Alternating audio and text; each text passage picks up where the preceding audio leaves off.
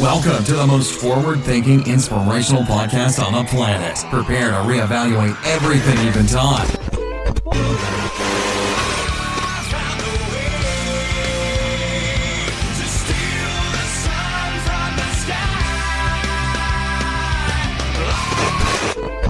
And they can tell us we're crazy, and we can say, well, you haven't seen anything yet.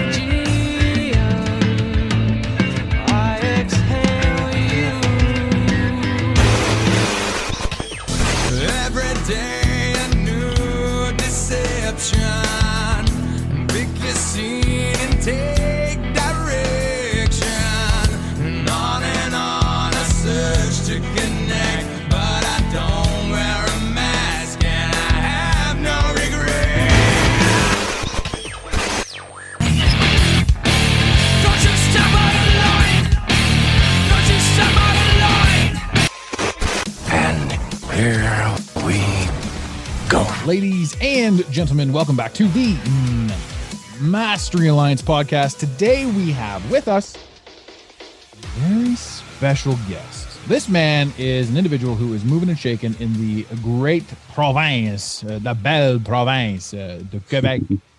He's a good friend. He is, like I said, a mover and shaker. We have a lot in common, and we have a lot to talk about. He's also launching a podcast very soon. And I wanted to give him a shout out. I have a lot of respect for this man, and I wanted to give him a shout out, and I wanted to send some of our traffic his way. Keep in mind right now, ladies and gentlemen, he only has 2 episodes, but he's got a lot to say. He's got a keen sense of, I guess, awareness would be the best way to put it. And I firmly believe that you guys are going to love him. So this is going to be a short introduction to my friend and soon to be your friend, Christopher J. LeBlanc. Welcome to the show, my friend. Good morning, Adam. Wow. Thank you so much, man. Tons of respect for that. Thank you. Wow. This is the first time that you're on this show, I think. Yeah. Yeah. We did your show. So the first episode of your show was us talking about stuff. That's right. Yeah. And life has gotten in the way. So I know that you have, you've wanted to get this podcast off the ground. I know working with you, the amount of work, knowledge, and effort that you're putting into a lot of stuff. So we're hoping to get you, up and running. We're hoping to get you going, probably weekly, if not weekly, at least twice a month. But I believe that the audience and the world, and as the people grow and as the information changes, people need to know certain takes and certain opinions. And, there's not a lot of people in Quebec who are so well spoken and creating great podcasts. Now, to any of you out there in Quebec creating great podcasts and who are very well spoken, I apologize if I offended you. Come on the show, feel free to leave a message. Let's connect, let's chat. But there's a huge difference. There's a huge gap. If we're going to talk briefly about COVID, if we're going to talk about that sort of stuff, there's a huge gap in what's going on directly across the border versus how locked down Ontario really is. Man, we'll talk quickly about a few things, but what's your take on what's happened? What's your take on the ethos, the energy of what's happened due to COVID? It's a huge question, but the floor is yours. Yeah, no, that's definitely a great question. It's interesting how I was telling somebody just the other day how the contrast is just monumental between provinces. As you mentioned, being in La Belle Province, we feel quite privileged at this moment. They've lifted so many restrictions and things are starting to feel somewhat back to normal. It's and we were just saying earlier, it's amazing how it's felt so long, but at the same time, it seems to be fading as quickly as it appeared. So it's amazing to see how people have been resilient. People have began asking the right questions. People have started to, question the big picture of what's been happening. And it's interesting how there's been different aspects. There's been different experiences, obviously, through all of this. And so many people have taken the time to point out the negative, but not enough people have, I think, realized that there's been plenty of good that has come from all of this as well. So it's not, I would say, the most popular opinion, I guess, but I truly believe there's been a silver lining in all of this. It's brought people together. It's taught people about, the importance of just living their lives, of managing their time, doing what they want to do. We've these lockdowns, and especially here in Quebec, these curfews. I never thought I would live through a curfew in my life, but that was an interesting experience, and it obviously made headlines across the globe for that reason. But it's brought people closer together in that sense. I mean, when you're literally not allowed to leave your property after 8 p.m., it's wild. I mean, it's not something that I think many people were prepared for mentally and emotionally, but it's also important that people see the silver lining, that people say, hey, listen, this is something that happened. This is an experience that we've all gone through. People have obviously come out of it much differently, and some people have not come out of it at all, unfortunately. But I think it's just interesting how it's changed so many perspectives. And again, I was having a conversation with a client earlier this week about how it's changed so much. It's changed how, for example, using money as an example, it's changed how I look at money, how I feel about money. It's changed how I spend money. And interestingly enough, it's also caused me to look at how I make money differently. And that's something that not a lot of people have taken the time to absorb. So it really is amazing that how, and sometimes I tell people this, I say, hey, there's so much good that's come out of this. And they think I'm absolutely bananas. It's funny to see the reactions, but it's truly how I feel. I really feel like this was a monumental shift that has taken place. And it feels nice that, I think it's safe to say that, if we look on a global scale, I mean, yeah, there's a couple of hot spots, of course, and we've seen the US open right up, and in some cases for months. And now it's kind of nice to see things trickling over, at least here in Quebec. It feels nice to, see people out and about. It's nice to see people, packing into patios and stuff like that. It's a really nice feeling. So hopefully Ontario follows suit. I know you guys seem to be in worse shape, at least at the moment, but I know they've announced that, I believe it's this Friday, that things are going to start to change from what I've been reading.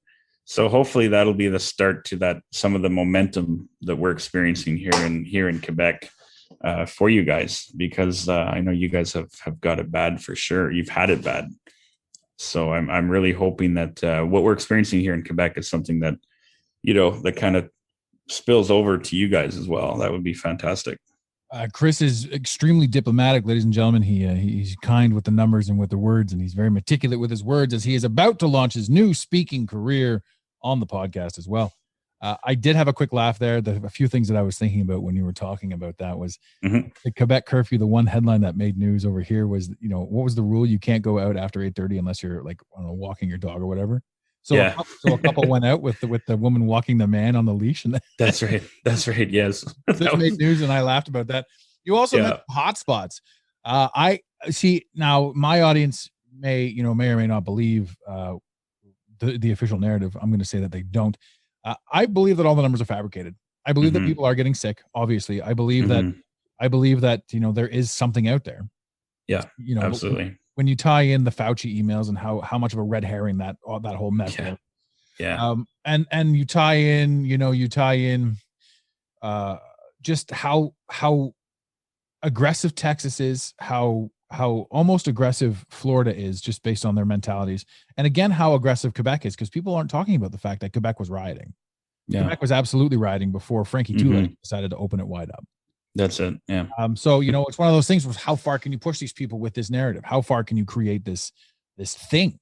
And the numbers, when you referred to hotspots, yes, as is displayed, there are hotspots. But that to me is just another form of control.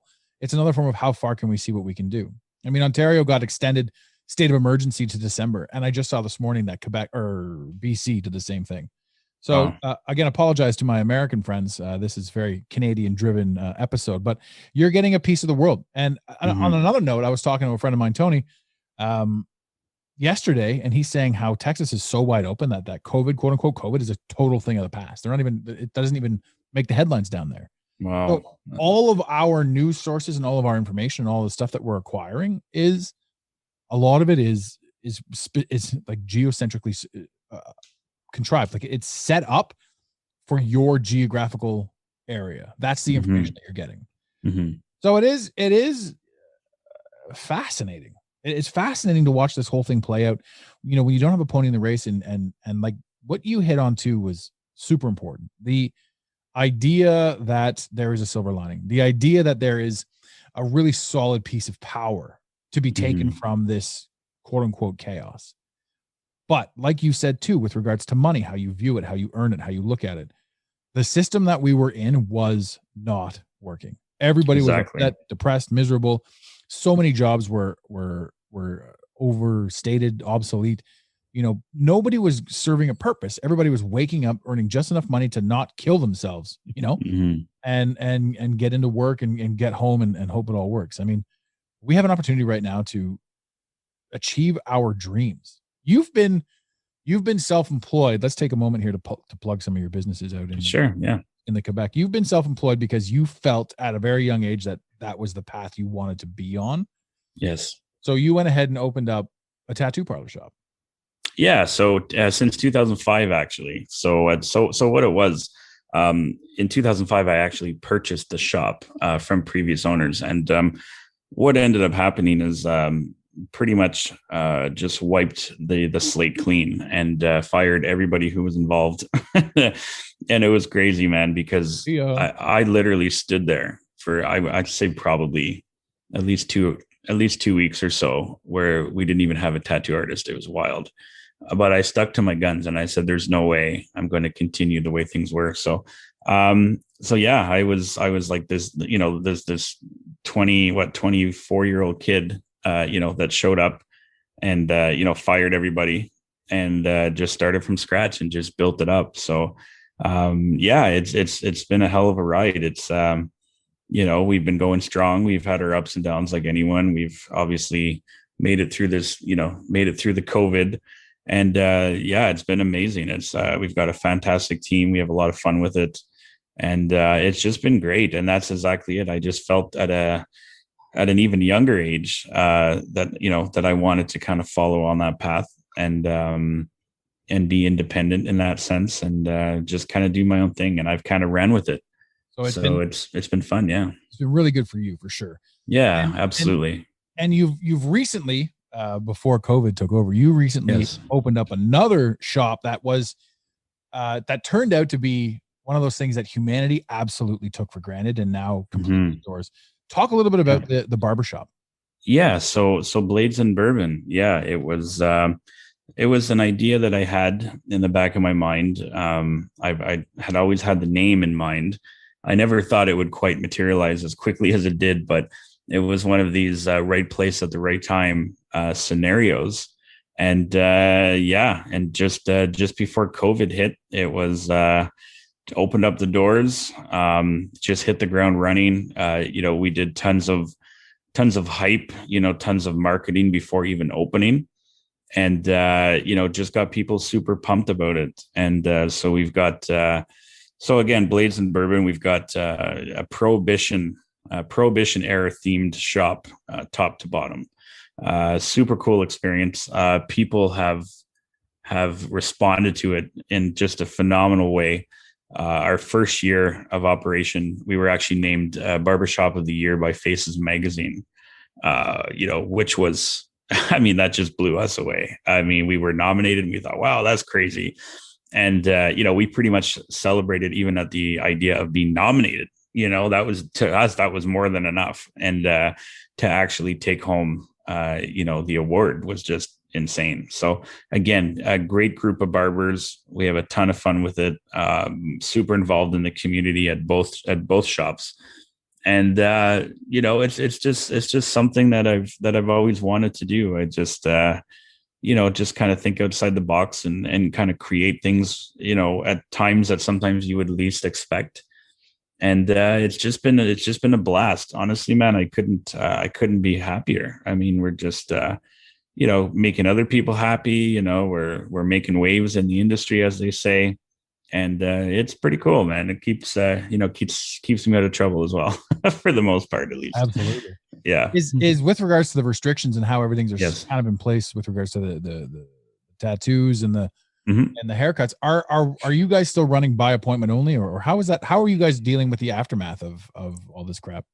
Yeah, no, that's a great question. So what's happening now is, as far as the tattoo shop goes, being in business so many years, we're blessed in many ways. One of them being that our schedule tends to be full just at all times. So in the last few years, we've actually seen the walk-in crowd kind of diminish, in the sense that we're just always booked solid. So the position that we're in now after the lockdown, so in total, in the last fiscal year, in the last 12 months, we've been closed for approximately 6 of those months. So we've lost half of our year. So what happens every time we get locked down is we find ourselves in a position that once we're back, we have to do a ton of catching up. So we have to get people rebooked. We have to try and, deal with new people trying to get tattooed and stuff, because we can't turn everybody away. We have to keep our clients, our client list growing, obviously. So it gets a little hectic. So the tattoo shop, I would say it's, 99% by appointment. The barber shop, for the most part, I know as soon as we announced that we were reopening, our online booking system almost crashed. Like you said, it's something that people had taken for granted. And then all of a sudden you find out that, the barber shops and the hair salons are all closed. People learned quite quickly that, it's something that they simply can't really do without. So it's interesting how that happened. And I think the first 45 minutes or the first hour that we had relaunched our online booking system, I think within 45 minutes, I think we had over 100 appointment requests. It's just insane. And everybody had showed up with that same haircut. The 80s mom had pulled that attachment back out from the vacuum cleaner. You remember that thing? Yeah. No, exactly. It was crazy. It was crazy, man. You put these clippers on the vacuum cleaner and you cut your hair, and the world loved that shit. That's it. Yeah. No, remember that thing for sure. 100%. Yeah. Oh, absolutely. So it's, and again, we talked earlier about silver lining. Well, here's another one. With regards to both of these business models, we know for a fact that the second that we bust open those doors, we know that we're just going to be, freakishly busy. So that's something that we know that it's guaranteed clientele, guaranteed revenue. We know that people are super happy, to be back in both cases. So it's nice. So that's kind of how we're dealing with it. We've got obviously the restrictions in place in the sense of the mask policy. We've got hand sanitizing stations. We've got the plexiglass, which I refer to as my aquarium. That's ridiculous. I'm assuming that barbers aren't standing behind plexiglass cutting hair, but no, not to that extent. No, and it is weird. I mean, it is weird. Society's really done a number on us. Also, when you stated that, you're going to bust open the doors and it's just going to be busy noon to night, that isn't arrogance either. That is a combination of really good haircuts, obviously. And, and the fact that the world needs it. Like, I mean, if I told somebody 20 years from now, we lived through a time where they said no haircuts and no nail salons, like don't do anything for yourself. Like literally go home and cut your hair with a vacuum cleaner. Yeah. Nobody would, the world would be like, oh, what was that like? That's because there's so many things that just in life that we just took for granted, and the ability to do this, the ability to speak, the ability to create, but again, as we sit here, there are so many things that came from this, the crypto, people paid attention to crypto. People understand now that it's the way of the future. And right now we're in a bit of a dip with crypto, which is the best time to buy, so. Oh, absolutely. Everything's on sale. Yeah, 100%. So, I mean, if you're not scooping Doge right now, you're and this is one of those coins where it's not like you're not making a long-term investment. And again, ladies and gentlemen, if I'm going to talk crypto, which I will for 2 seconds, this is not financial advice. I am not giving financial advice.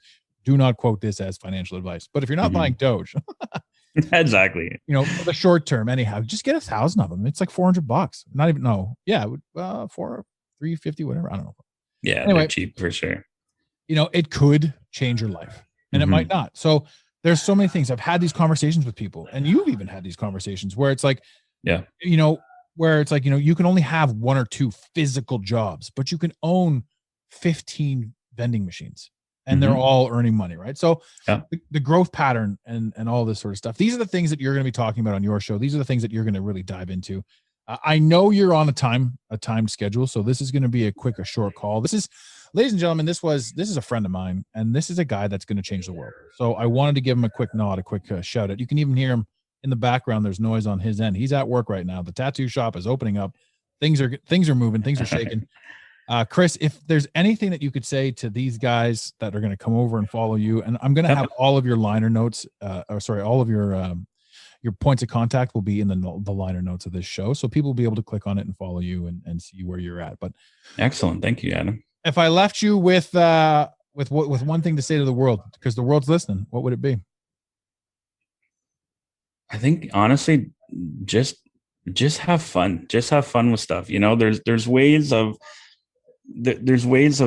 making moves. There's ways of making a difference. There's ways of reaching out to people, helping people with what it is they're going through. But it's important to just have fun with it. It sounds cliche, but we've got one life, and just embrace it. I'm always telling people to, don't sweat things, but also don't let the small things pass you by. I'm often telling people to find at least one thing per day, that they embrace, one thing per day that they value. It could be the smallest of things. It could be a song that you love. It could be anything. It could be, drinking your morning coffee and taking a walk. I'm always encouraging people to just, to take time for these little things, because it's very much the compound effect, in the sense of you do a little bit each day and it can be life-changing. And that's something that I not only do I pass on to others, but it's something that I truly believe in my own life. So I'm always telling people, just have fun with it. Don't take things too seriously. Just get your message out there, do things on your own terms, do what makes you happy, and just love life. That's it, man. It's it's simple, but it's also something that so many people just overlook. People get caught up in the hustle and bustle of daily life. People get, caught up in the infamous rat race. And it's just important to slow down once in a while, take time for you. That's what I would say. I couldn't have asked for a better outro from you, my friend. It's 100% bang on, bro. Like that's the best advice you could literally give anyone. Ladies and gentlemen, today is Wednesday, the 9th of June. This episode will more than likely air on Monday, the 14th.